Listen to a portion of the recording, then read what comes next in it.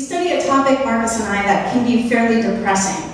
The accumulation of plastic debris in the marine environment, the impact it's having on the ecosystem, and ultimately on our health. So to make sure that we don't get too depressed, because it's such a doom and gloom subject, we've done some projects in the last year that are kind of fun, that blend adventure to some of the messages that we're trying to put out.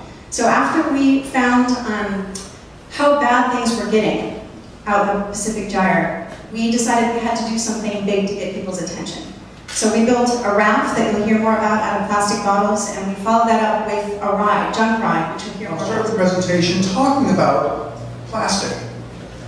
You look at the history of plastic production here in the United States. You go right before World War II, you wouldn't really see much plastic in our domestic lives. It really wasn't present. What you might see, maybe a pair of pantyhose, and that's it. Synthetics weren't really out and about. But during World War II, there was lots of research and development to create new kinds of materials for fossil fuels, new kinds of fuels and lubricants, and synthetic materials like plastic.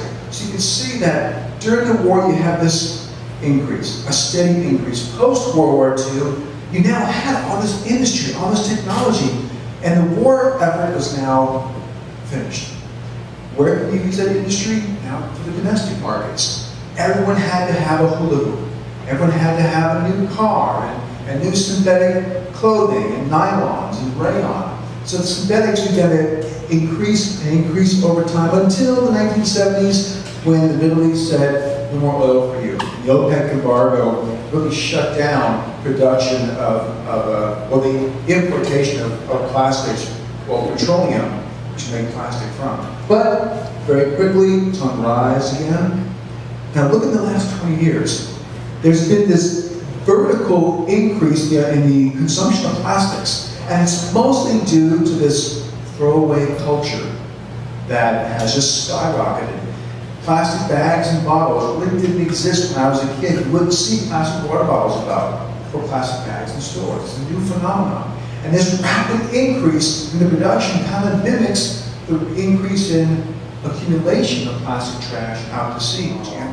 Remember, plastic is, now I know these are doom and gloom stories we're telling you, but despite knowing all this, we're very optimistic and empowered to do something. Now this is a turtle, it's a snapping turtle from Louisiana. It was actually found not far from where I grew up, outside New Orleans. As a young hatchling, a little small baby turtle walked into a milk jug ring, just to show how persistent and durable plastics are. Remember, they're designed to last forever.